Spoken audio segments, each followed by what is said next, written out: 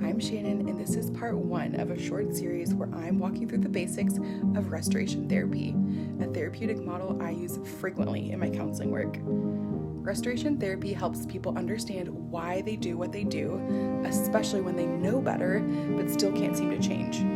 It starts with this truth: every human being is wired with 2 big needs, love and trust. When those get violated, we feel pain.